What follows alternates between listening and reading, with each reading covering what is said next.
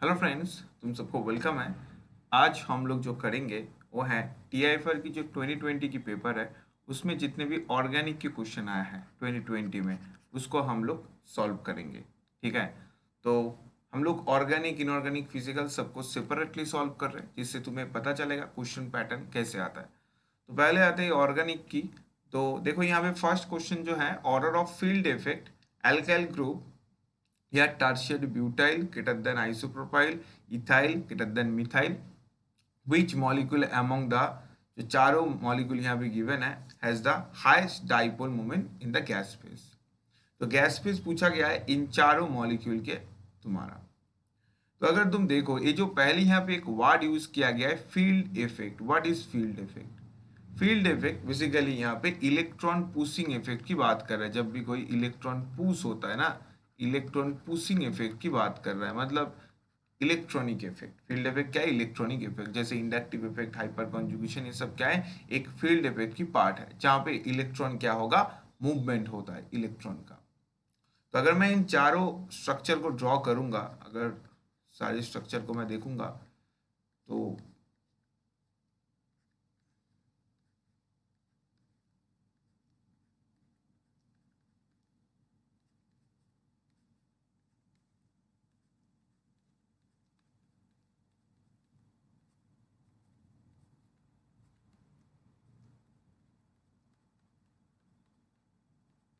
ये मेरा चारों ग्रुप है।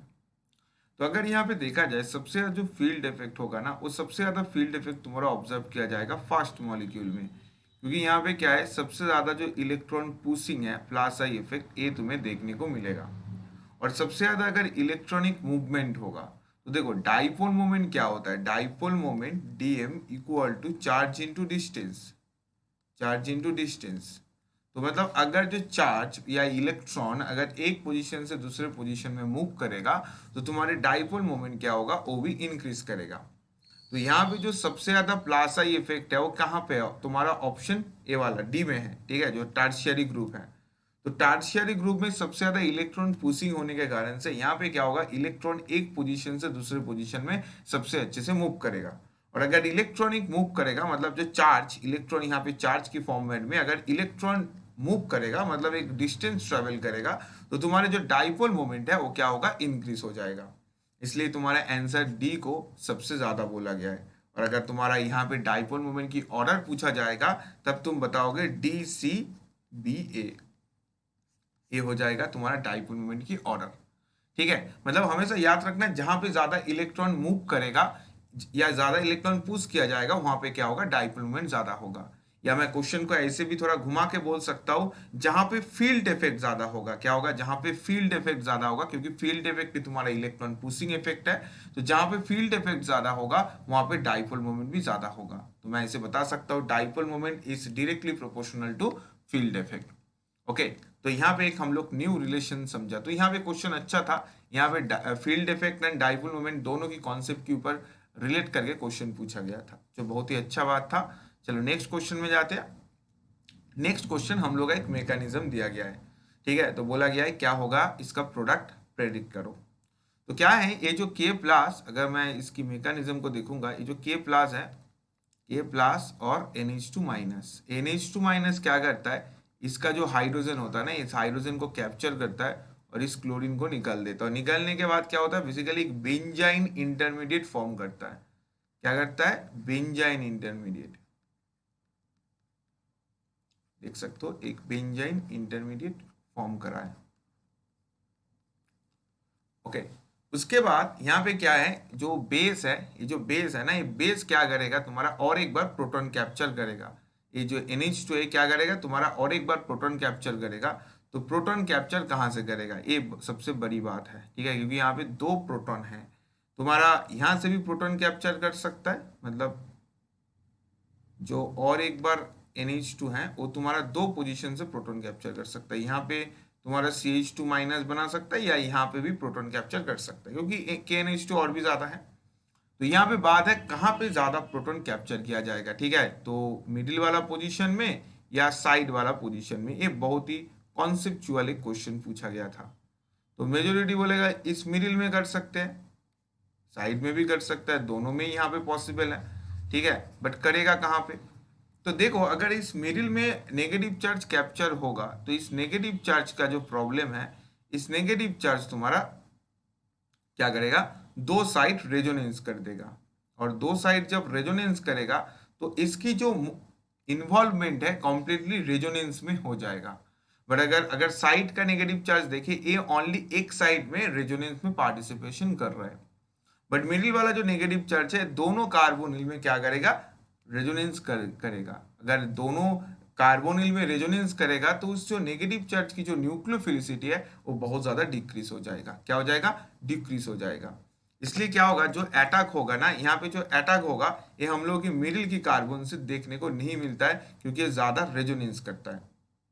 बट साइड का एक साइड से रेजोनेंस करता है तो ये ज्यादा अवेलेबल होता है अटैक करने के लिए, इसलिए क्या करेगा, यहां से ही नेगेटिव चार्ज कैप्चर करेगा और ए तुम्हारा जाकर इस पोजीशन में अटैक करेगा और एक H प्लस को पकड़ लेगा। मतलब यहाँ पे बात था कौन सा कार्बोआयनन ज्यादा न्यूक्लियोफिलिक है, तो साइड वाला जो कार्बोआयनन है ये ज्यादा न्यूक्लियोफिलिक हुआ मिडिल वाला के कंपेयर में, क्योंकि मिडिल वाला जो कार्बोआयनन फॉर्मेशन होगा वो क्या होगा, रेजोनेंस करने से क्या होगा, उसकी न्यूक्लियोफिलिसिटी डिक्रीज हो जाएगा, इसलिए साइड से अटैक कराएगा। और अगर जो तुम्हारा प्रोडक्ट बनेगा, तुम्हारा प्रोडक्ट को देखोगे एक 7 मेंबर रिंग बना देगा, ठीक है, जो तुम्हारा ऑप्शन सी में है बेसिकली, ठीक है, यहाँ पे अटैक करेगा तो तुम्हारा जो सी वाला तुम्हारा जो सी वाला प्रोडक्ट है ए बनाएगा, ठीक है। यहाँ पे आंसर बी दिया गया है बट ये रॉन्ग था, यहाँ पे जो तुम्हारा प्रोडक्ट बनेगा वो बनेगा सी, ठीक है। तो ये बहुत ही अच्छा क्वेश्चन था, ठीक है, इसको अच्छे से नोट करके रखो, ठीक है, ये बहुत ही बढ़िया क्वेश्चन था। यह बेसिकली क्या था, न्यूक्लियोफिलिसिटी की बात था, जो कहाँ से अटैक कराएगा। तो हमेशा सपोज तुमको मैं और एक ऐसे पूछता हूँ, तुम्हारा कॉन्सेप्ट को और भी इंक्रीज करेगा।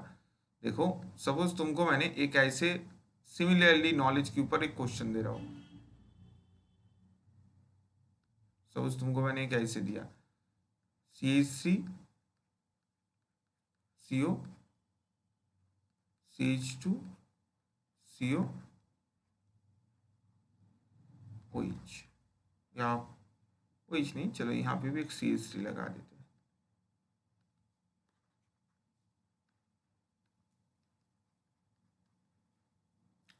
तो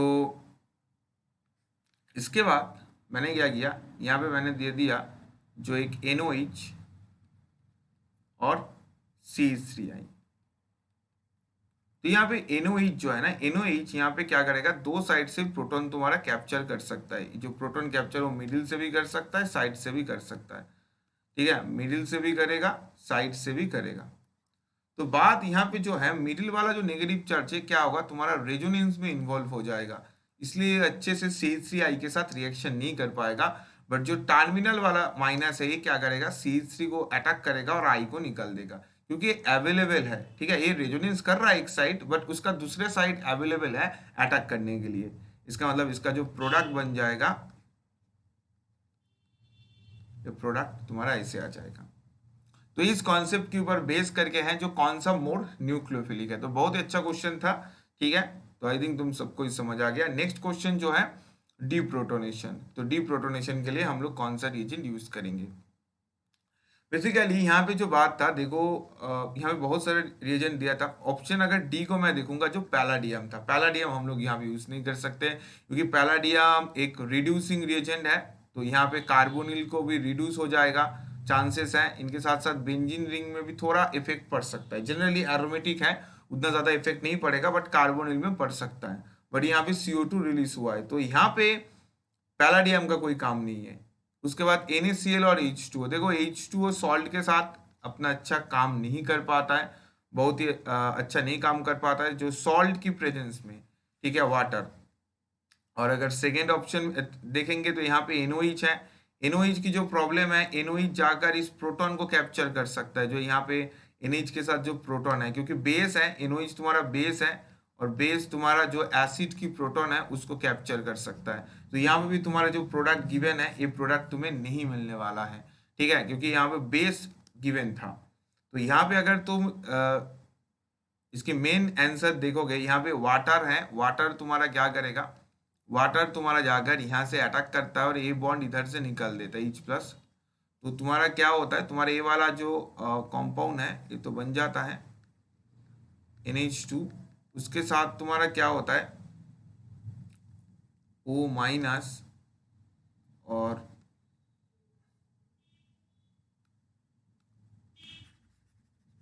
यहाँ पे तुम्हारा जो बनता है COOH O, एक ऐसे कंपाउंड बन जाता है। उसके बाद क्या होता है, एक डीकार्बोक्सिलेशन होता है।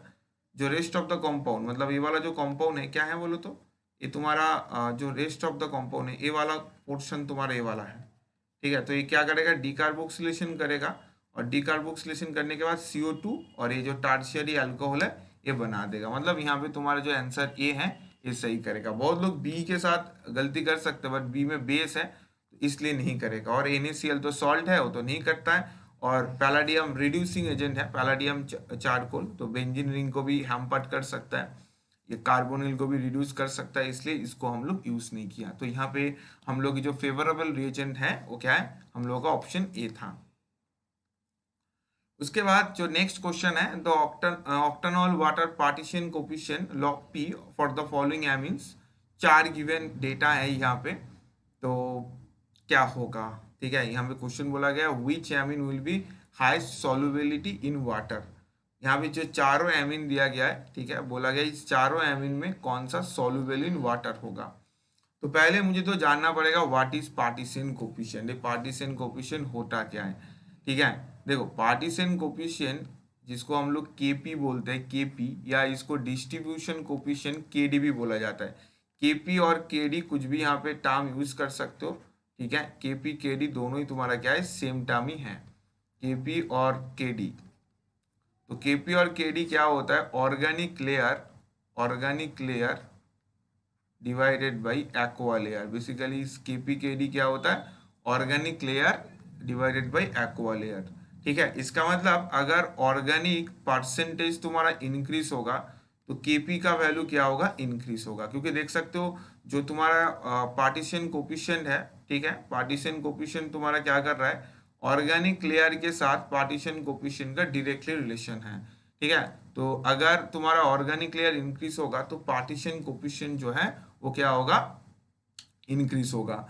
और अगर एक्वा लेयर के साथ बात करें तो एक्वा लेयर के साथ इनवर्स रिलेशन है पार्टीशन कोफिशिएंट का।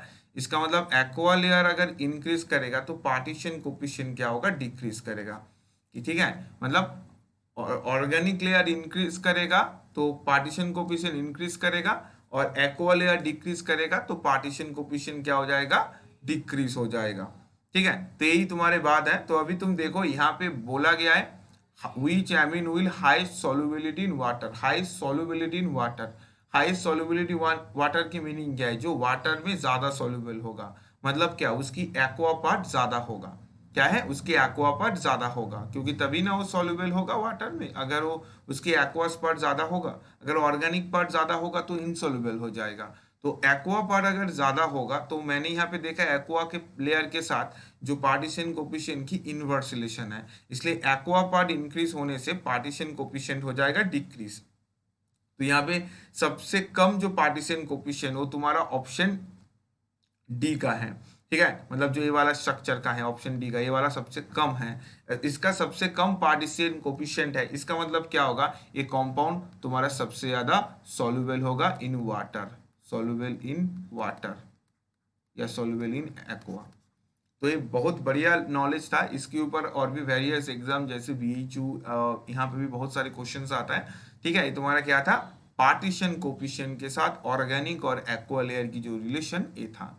तो तुम लोग वीडियो को पॉज करके इन सबको नोट करके रखना, ओके। अच्छा, जनरली TIFR की सॉल्यूशन हम लोग की अवेलेबल नहीं होता है, तो मैं यहाँ पे तुम लोग की कंप्लीट जो सॉल्यूशन है वो अवेलेबल करा दूंगा।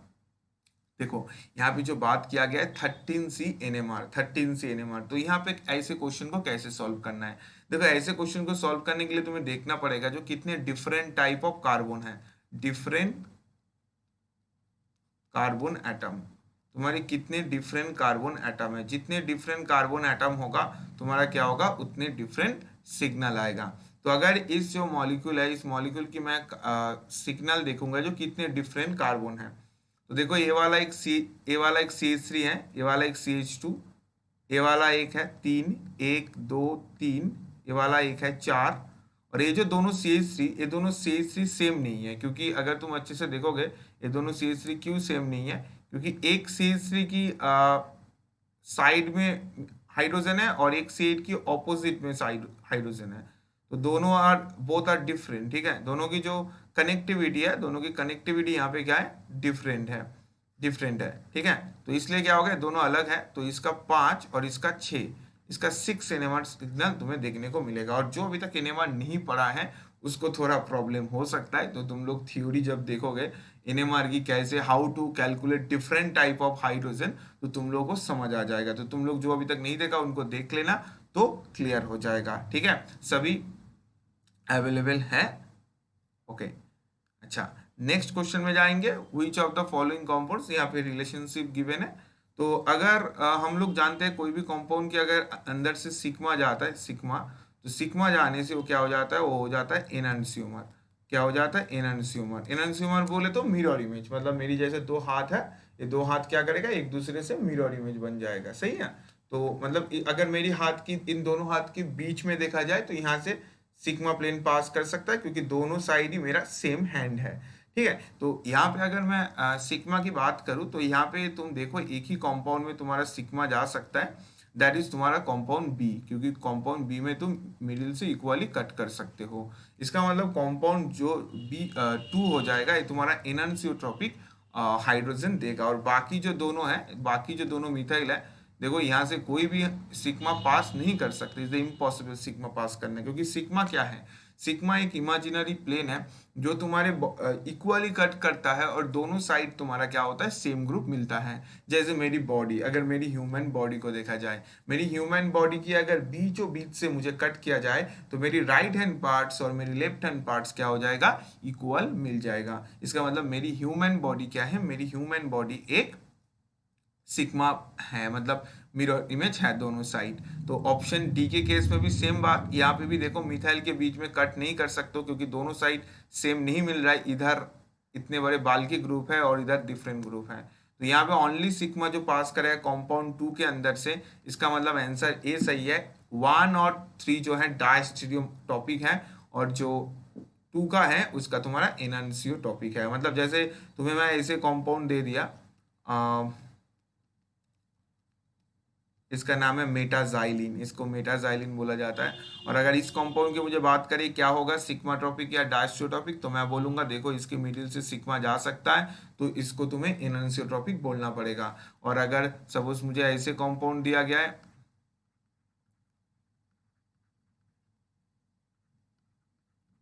और मुझे बोला गया इस कंपाउंड सिग्मा टॉपिक या डायस्ट्रोटॉपिक, मैं बोलूंगा दिट इज द डायस्ट्रोटॉपिक, क्योंकि इसके मिडिल से सिग्मा पास नहीं कर सकता है, क्योंकि एक साइड इथाइल ग्रुप है और दूसरे साइड मिथाइल ग्रुप है। तो ऐसे क्या किया जाता है, सिग्मा के बेसिस पर हम लोग मिथाइल या इथाइल को सेपरेट करते हैं।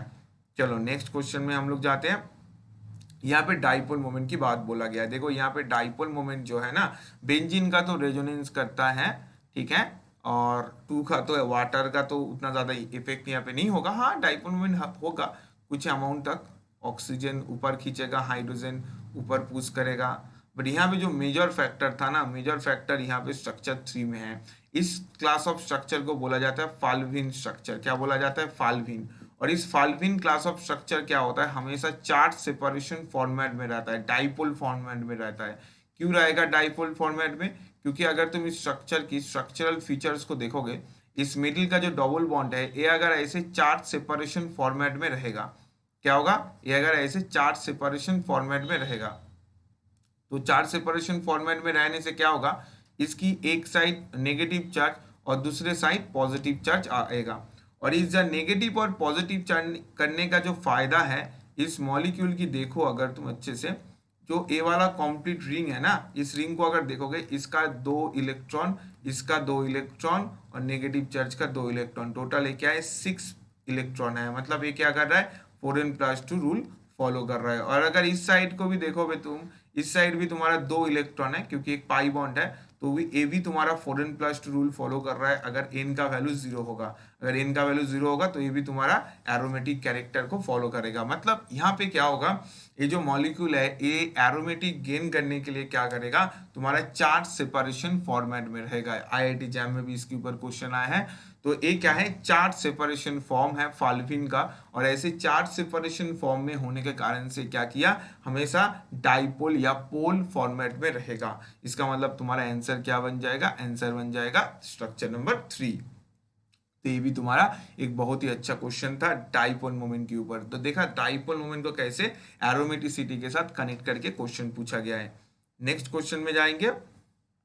नेक्स्ट क्वेश्चन बोला गया है तुम्हारा यहाँ पे किया गया है जो बार्च रिडक्शन के ऊपर बेस करके, ठीक है। सो लिथियम और लाइकर एमोनिया और मिथानॉल गिवन है। तो देखो बार्च रिडक्शन जनरली 2 टाइप का होता है, ठीक है, हमेशा याद रखना बार्च रिडक्शन हमेशा 2 टाइप का होगा। सपोज एक रिंग है, यहाँ पे अगर तुम कोई इलेक्ट्रॉन डोनेटिंग ग्रुप दोगे, ठीक है, उसके अंदर अगर तुम सोडियम या लिथियम कुछ भी दो और लिक्विड एमोनिया दोगे तो तुम्हारे जो प्रोडक्ट बनता है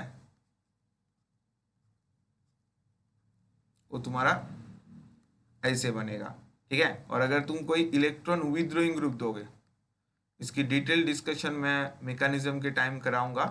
सपोज लिथियम और लाइकर एमोनिया है, तुम्हारा कुछ इस तरह का प्रोडक्ट मिलेगा।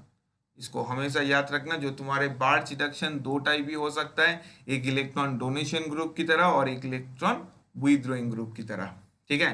तो यहाँ पे जो नाइट्रोजन है इंडोल का, इंडोल क्या करेगा, डोनेट करेगा, क्योंकि ये डोनेशन ग्रुप की तरह बिहेव कर रहा है। तो अगर डोनेशन ग्रुप की तरह बिहेव करेगा तो ऑब्वियसली क्या होगा, तुम्हारा बेंजीन रिंग में देख सकते हो एक पैरेलली 2 बॉन्ड है, मतलब इलेक्ट्रॉन डोनेटिंग ग्रुप के साथ जो बॉन्ड है तुम्हारे क्या है, पैरेलली है। तो देखो ऐसे प्रोडक्ट जो है ना, ऐसे प्रोडक्ट तुम्हारा ओनली ऑप्शन डी में ही तुम्हें मिल रहा है और कोई किसी में भी नहीं मिल रहा है, क्योंकि ऑप्शन ए में तो दोनों रिंग को रिड्यूस किया, ऑप्शन बी में देखो एक साइड किया, दूसरे साइड डबल बॉन्ड है, एक साइड नहीं है, और तीसरे में क्या किया, तीसरे में तो तुम्हारा बेंजीन रिंग को सही कर रख दिया और ओनली ऑप्शन डी तुम्हारा सही बता रहा है। तो हमेशा याद रखना जो भी बार्च रिडक्शन जब भी होगा तुम्हारा पहला वाला या सेकंड वाला के अंदर ही होगा, इलेक्ट्रॉन डोनेटिंग या विथड्रॉइंग। मतलब सपोज मुझे एक ऐसे कॉम्पाउंड दिया गया, एक नाइट्रो दिया गया है, ठीक है, नाइट्रो के अंदर मुझे बार्च रिडक्शन किया गया है। तो नाइट्रो क्या है, इलेक्ट्रॉन विथड्रॉइंग ग्रुप है, ठीक है। तो इलेक्ट्रॉन विथड्रॉइंग ग्रुप है, इसका मतलब इसका जो मैं प्रोडक्ट बनाऊंगा, इसका प्रोडक्ट मैं कुछ इस तरह का बनाऊंगा, ठीक है, 2 डबल बॉन्ड साइड में रहेगा जैसे इलेक्ट्रॉन विथड्रॉइंग ग्रुप।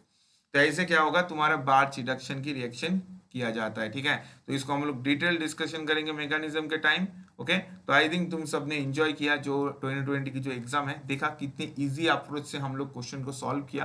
तो अगर इन सारे क्वेश्चन को अच्छे से कर पाओगे तो डेफिनेटली तुम्हारा सिलेक्शन हो जाएगा। तो ऑल द बेस्ट, अच्छे से पढ़ो और कुछ भी डाउट हो तो डेफिनेटली मेरे से पूछ लेना।